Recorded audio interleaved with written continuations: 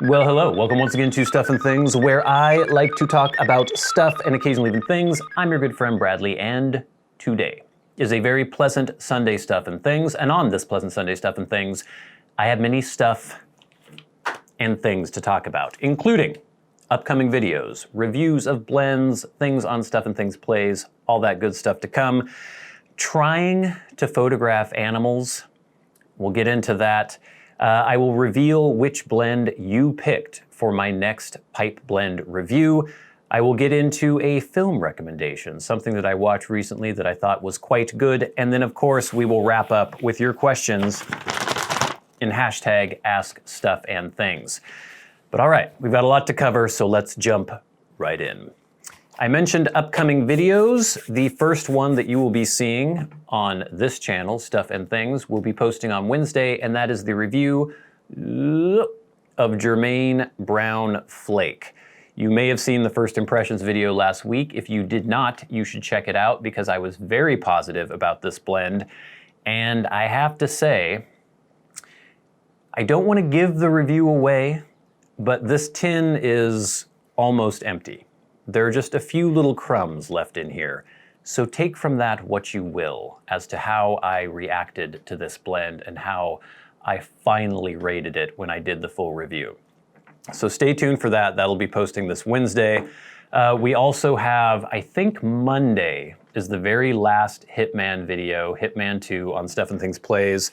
And then on Wednesday will be the very first Valheim video, a game that had become very popular recently. It's a survival game set in a weird sort of Viking afterworld or limbo where you have to craft, and it's weird.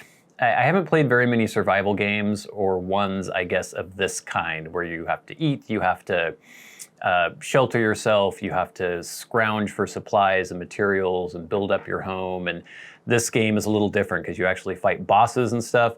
It's quite fun. And we have our venerable protagonist, Kevin, is back, but this time he is Kevin Kevinson with the Scandinavian theme there. So definitely check out Valheim. That will be posting Wednesday, and then Friday as well will be episode 2. And then subsequently Monday, Wednesday, Friday, the Valheim series will continue. And then, obviously, we'll talk about the next pipe blend reviews that are going to be coming up, if I can speak words properly. I'm still working on trying to do a video on the Canon RF600 millimeter lens.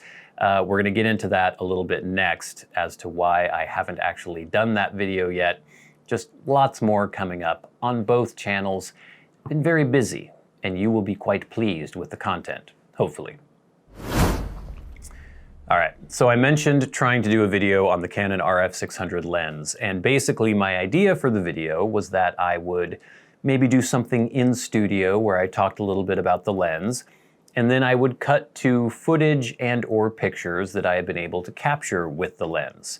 And while I've gotten a few good shots, the problem I am facing is not really with the lens at all. It works, and it works well. It does what it does within the kind of narrow boundaries that it has. It's an f11 lens. It's a very narrow aperture, so it's not gonna work really well in low light. You have to have, you know, I've shot quite a bit in pretty overcast situations because I live in the Pacific Northwest, and it's spring right now, so it's almost always overcast, and it works fine.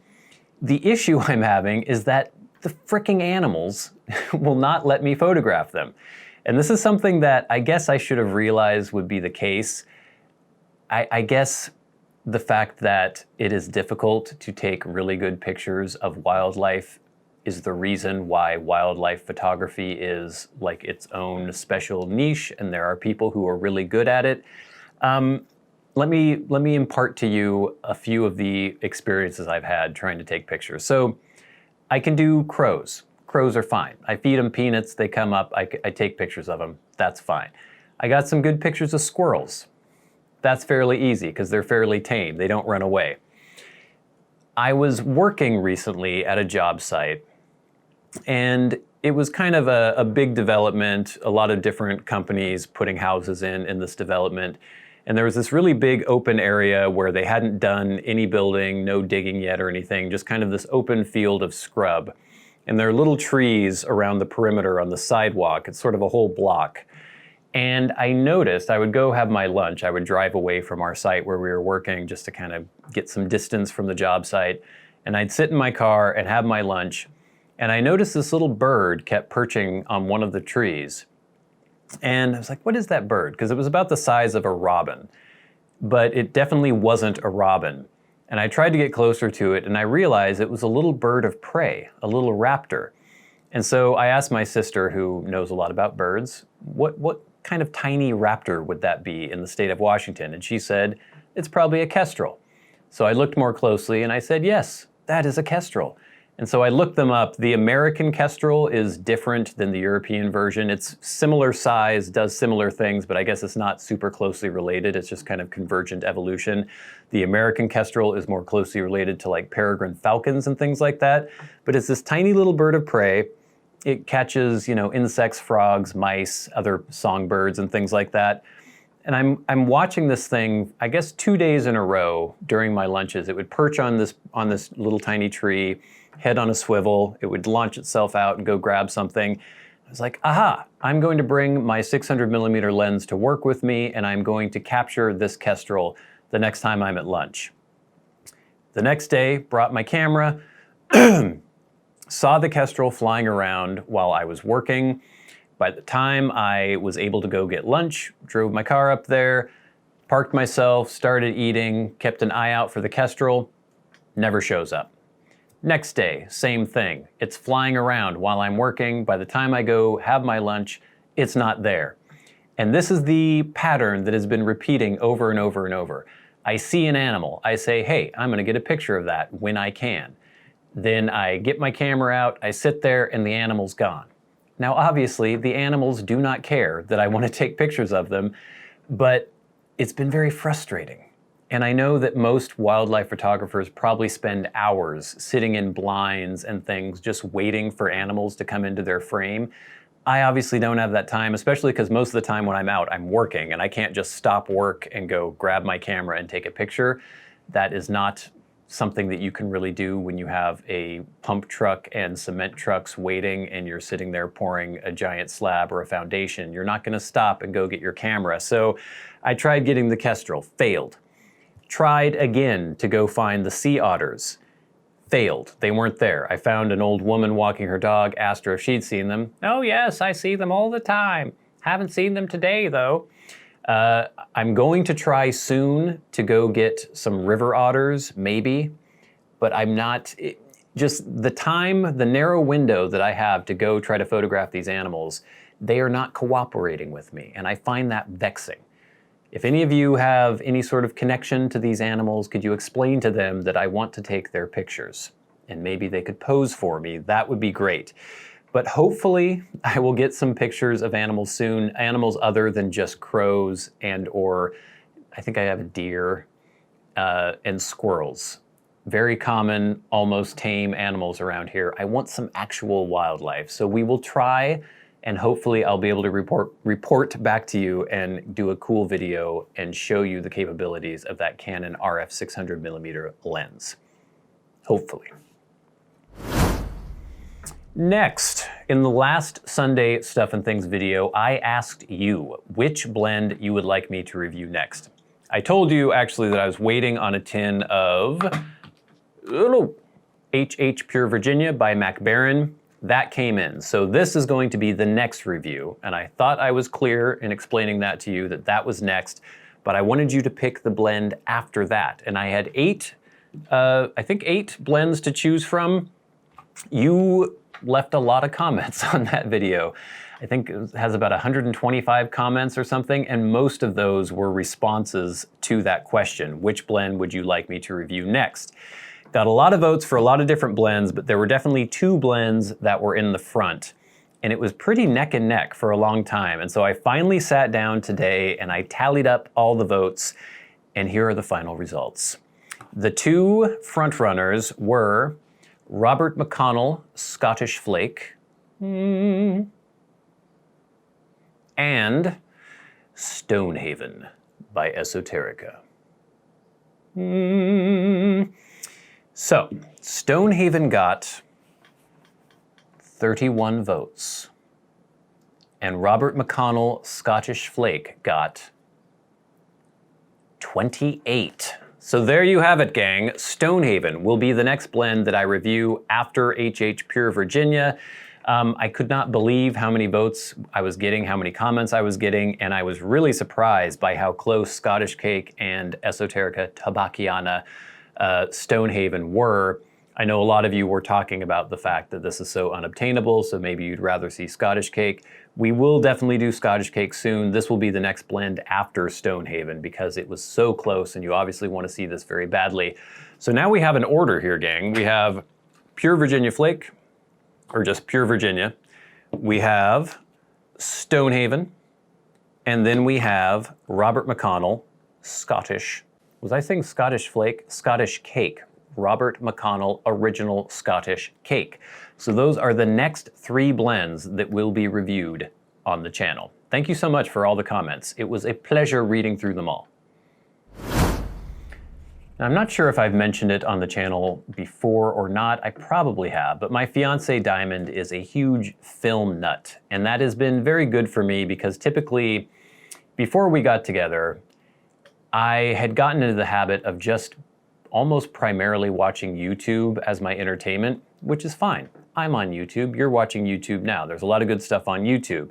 But I had gotten out of the habit of watching films, and because she loves film so much, she is constantly pushing for us to watch movies. When we get together every night, we have dinner together, we watch something, and we don't usually typically watch a whole movie in one sitting, but we work our way through things. And she's been showing me so many cool films, some that I had already seen, but she's also introduced me to a lot of really cool new films that I had never seen before.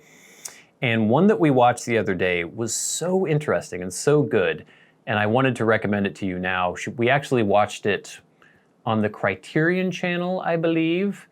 I'm not sure where else it's available. You can probably rent it on Amazon or Google Play or someplace like that. But it is Badlands by Terrence Malick. Now, some of you have probably heard of Terrence Malick before. I had seen, what did I had seen of his? The Thin Red Line, The New World. What's the one with Richard Gere? I can't remember. There's one with Richard Gere that I watched.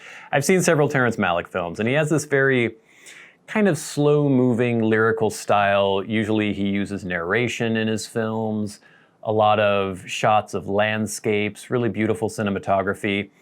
This is his very first film, and it has Martin Sheen and Sissy Spacek. It's from 1973, and it is such an interesting film. It's kind of like a weird amalgam of maybe Bonnie and Clyde and Natural Born Killers, but with this strange lyricism and beauty throughout it, even though there is a lot of death and violence. It's not like gratuitously violent or anything, and just a really strange story with a really unique end to it, or not even a twist at the end, but it doesn't go in the direction you would assume it would go based upon how it begins and the middle part of the film. It's set in the 50s. I think it's supposed to take place in 1956, shot mostly around South Dakota, so just these huge wide open spaces. Martin Sheen is a young scoundrel who originally is a garbage man, spies Sissy Spacek cavorting in her yard. I think she's like twirling a baton. She's a high school student. He's supposed to be around 25. They start a romance, and then the circumstances are such that they have to go on a road trip. And it's quite interesting. It's a really good film, and I suggest you check it out. Badlands, 1973 by Terrence Malick. And now, gang, it is time for hashtag AskStuffandThings. I only got 2 questions this week, so please up your game. Send me more questions. If you would like to, you can tweet at me at SATBradley on Twitter with the hashtag AskStuffandThings. You can leave questions on YouTube comments, and if you are a Patreon supporter, you can write to me there. But via Twitter, we have one question from Faux Finch. This is actually a follow-up to a question he asked, I think he or she or they asked last week. Faux Finch says, I think there was a misunderstanding last time. I meant, how's life on Bradium, as in your Animal Crossing island? Have you done anything interesting or new there since the last video you made about it? Do you still play Animal Crossing? Hashtag askstuffandthings. Yes, I actually understood that I had made an error after I had done the video. I think I thought that when you said Bradium, you were just combining my name and Diamond's name, and I had totally forgotten that I had named the Animal Crossing island that, and I was like, oh wait, that's weird because when I played Minecraft, I called that Bradium.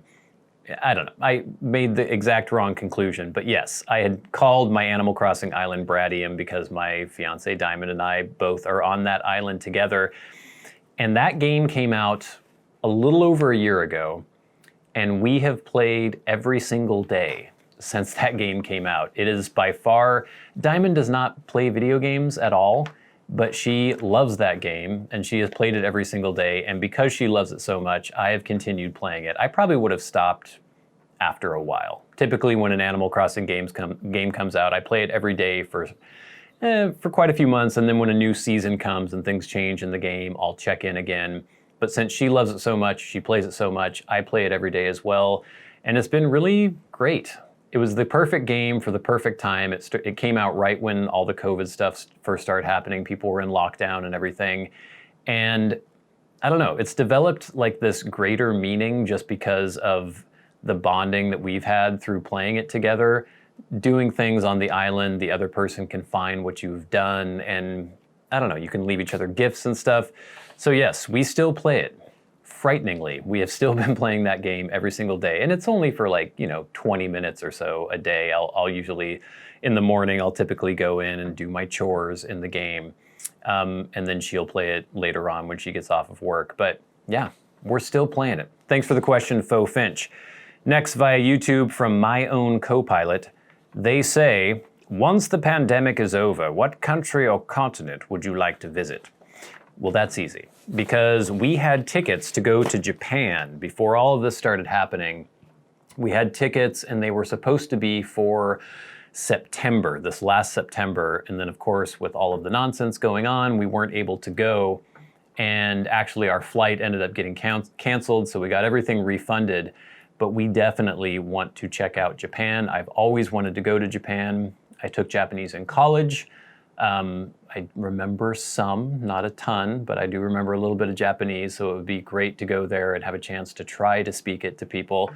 I've always been interested in Japanese culture, and yeah, I would just love to go to Japan. I've watched a lot of videos from the channel Abroad in Japan with Chris Broad. He's quite entertaining. He's a British person living in Japan. And so we watch those videos together sometimes, and if we see something cool, I write it down, and I know we won't be able to go to all those places when we do eventually go to Japan, but it's cool because we have this nice itinerary of really cool things that we could try to do when we go there. So hopefully, fingers crossed, we'll be able to go sometime soon. But I haven't taken a trip. I guess we briefly went to Cannon Beach in the summer, but it was so smoky there that we had to leave early. But that's the only place I've gone in a year, and she hasn't really been able to go anywhere either. So we are definitely itching to take a trip. But gang, thank you for the questions. Please write more. Remember, at SAT Bradley with the hashtag AskStuffandThings, also via YouTube and Patreon. But now, gang, I think it's time for the best part of the show, and that is where I thank you, our Patreon supporters. We have a new $25 supporter this week as well. So every week, I like to give shout-outs to the people who support the channels on Patreon. There is a link in the description box below if you would like to help as well. All your support is very, very much appreciated. It goes towards procuring cool blends to review, help to pay for camera equipment and lighting and all that good stuff. So this week, I would like to thank our good friends, Kirk Crompton, Cody Striegler, Glenn, Gus, Jason Buckner, Jen Oside, John Leone, Krisztian Kovacs, Joshua Jackson, Gloria Phillips, Ryan McFadin, Matt Marino, and our new $25 supporter, Joseph Heaphy. We would also like to thank the Maniacs, the crazy people who support the channels at $100 a month, people like our good friend Peter Straub, Bob Magee, and David Gaudreau. Thank you all so much for your support. Thank you all so much for watching. Please tune in to the Germain's Brown Flake review, which will be posting this Wednesday. There will be some more fun reviews coming up. You know that Stonehaven will be, Pure Virginia, then Stonehaven, then Scottish Cake, interspersing some other videos in the middle there. Hopefully get that camera review or camera lens review, not even a review, but just sort of showing the camera, the photography that I've done with it. Also, Stuff and Things Plays, The Last Hitman, and then the first Valheim coming up next week.